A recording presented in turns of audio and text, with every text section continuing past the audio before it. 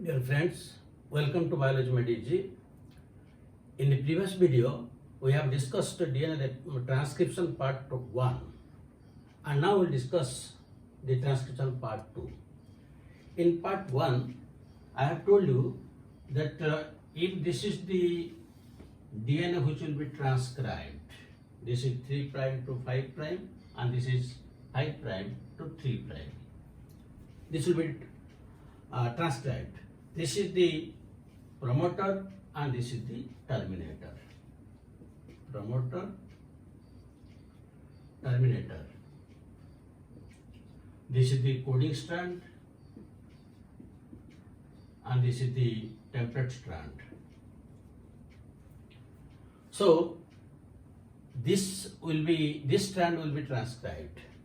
Now there also I have told you that this transcription will take place in the presence of DNA dependent RNA polymerase, which is a hollow enzyme having alpha beta prime, alpha beta prime in the core, and there is a sigma factor.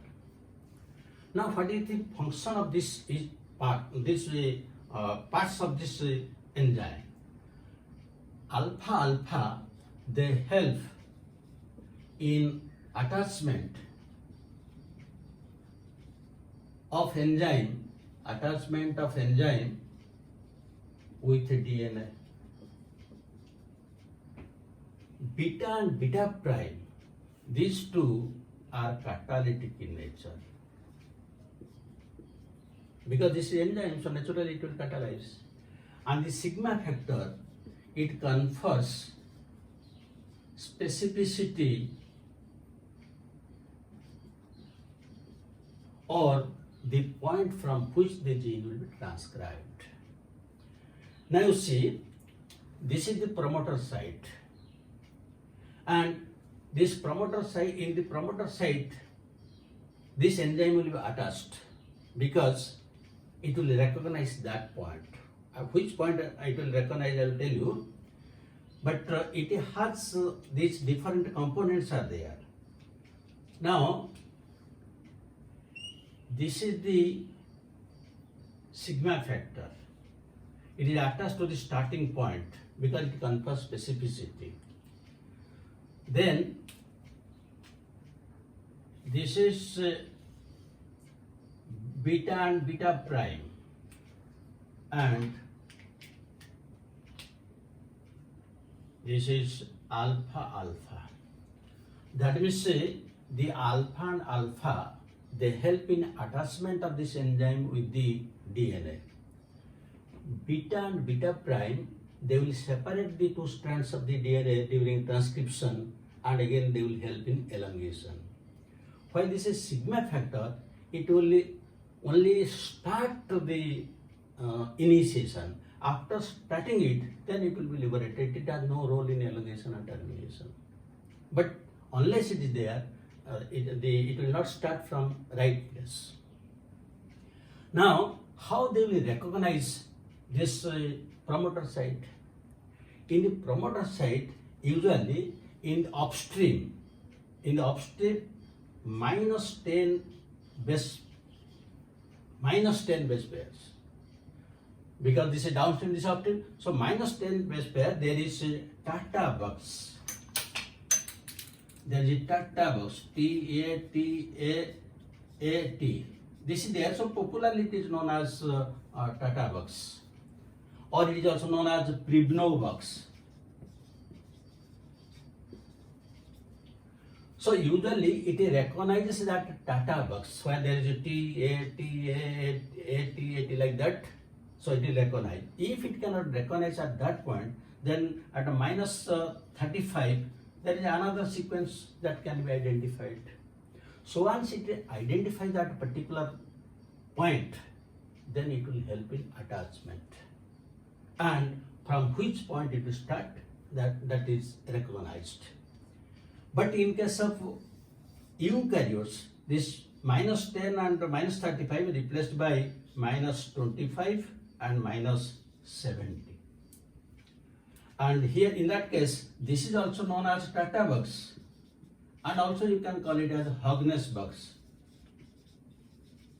While this is known as cat box, the second one is known as cat box.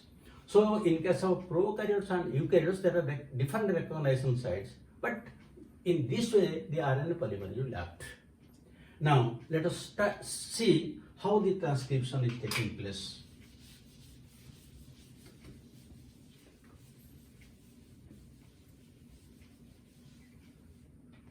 Now the first thing, like replication, for transcription also we require different types of nucleotides, but here the nucleotides are ribonucleotides, means adenosine triphosphate, adenosine guanosine phosphate, adenosine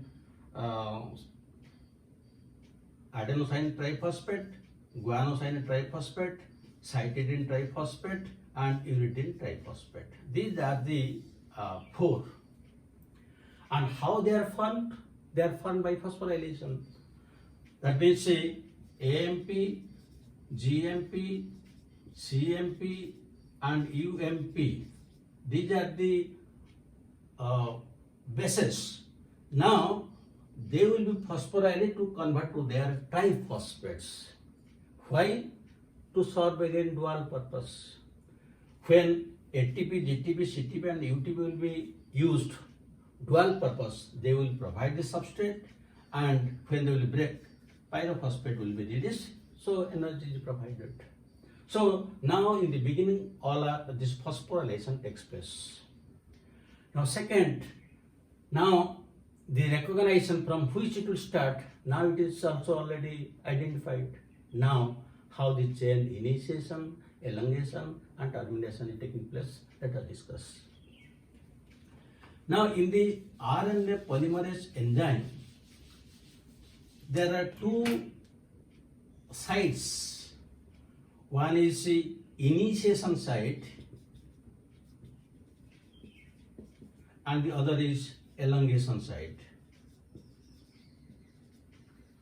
We know that in all mRNAs, the starting is A, then U, G, this is starting one. So naturally, in the DNA, here the A means there will be T.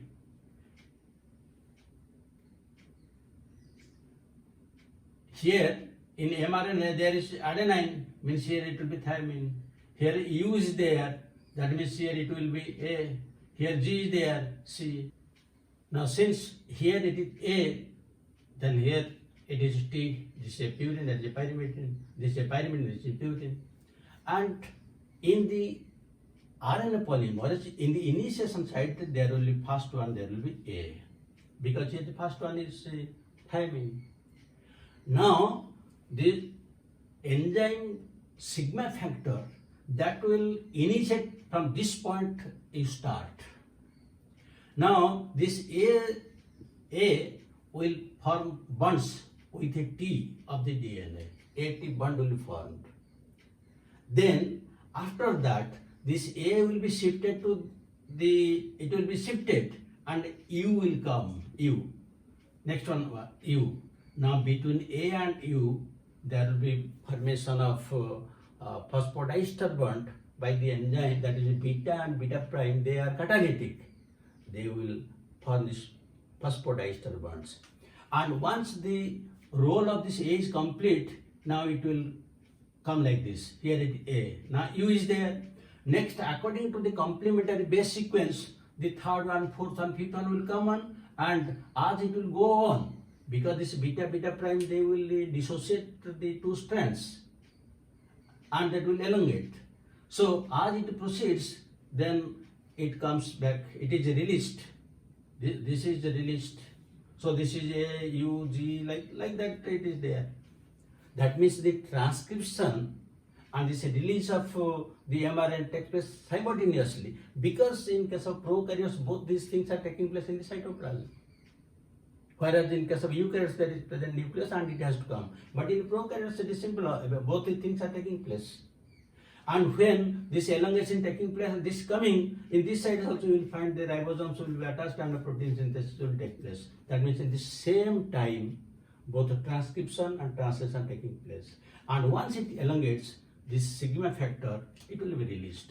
It has no role for elongation termination. Now in this way, when it will go to the terminal site, it will move to the terminal site, how it will recognize where it has to be terminated. Now termination depends upon two factors. Number one is row dependent. Row dependent.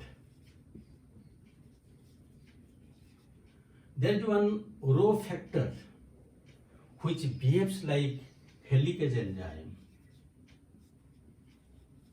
Now this row factor, it is attached to the growing part of this mRNA. This mRNA is elongating, so it will be attached to this growing part, and this helicase enzyme, you know, it breaks the hydrogen bonds by means of ATP hydrolysis. So this, in the same manner, this row factor will break the hydrogen bonds and further elongation is not possible. So it is terminated. Now the second method is row independent.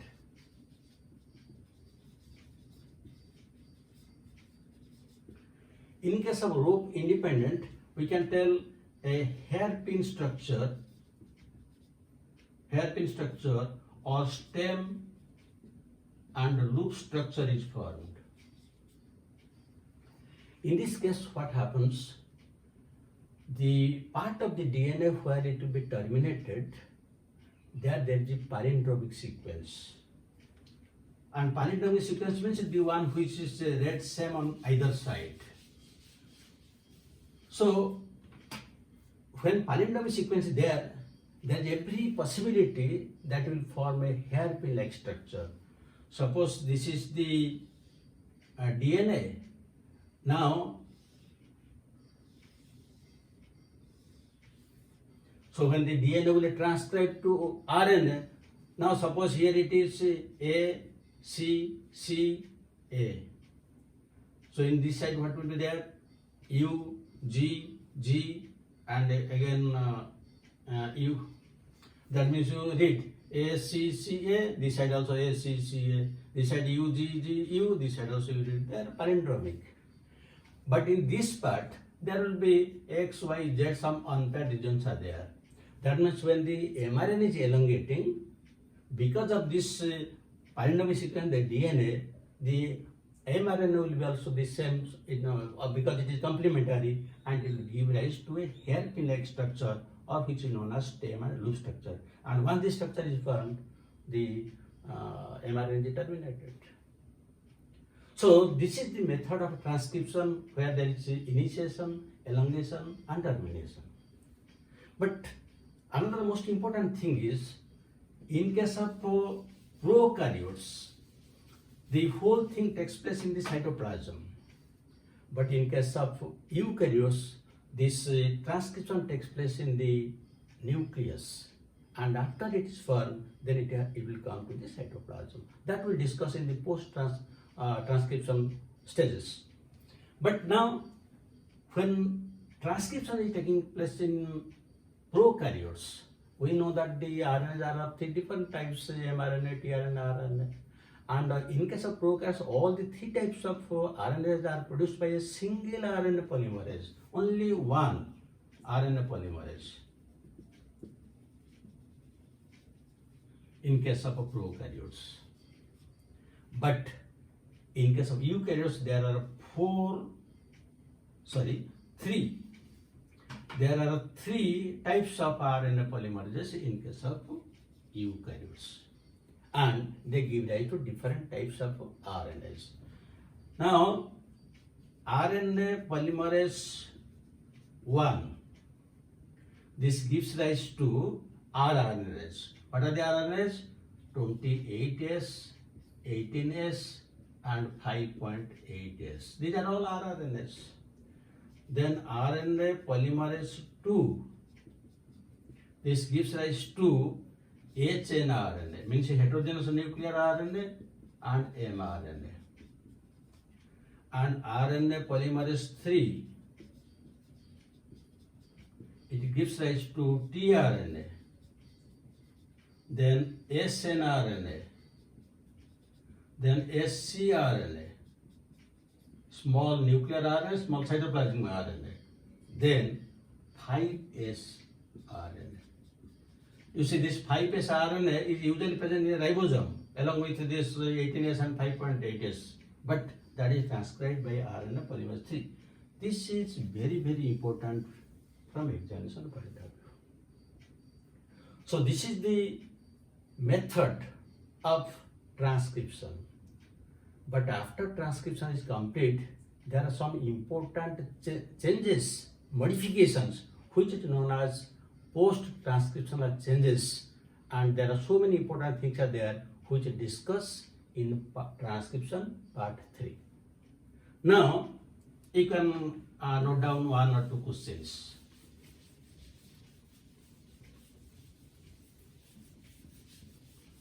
Question number 1. In prokaryotes,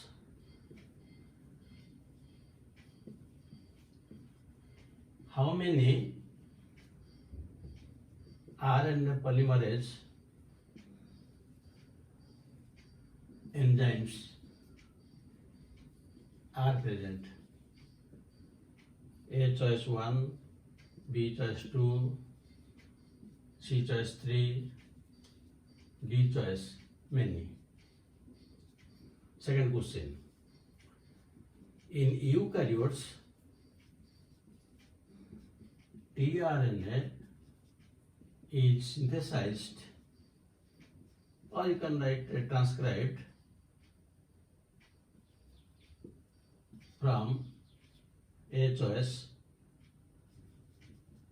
RNA polymerase 1, B choice RNA polymerase 2, C choice RNA polymerase 3, D choice none. So you will be able to answer both the questions after going through the video. Hope you have enjoyed it. Thank you very much and have a good day.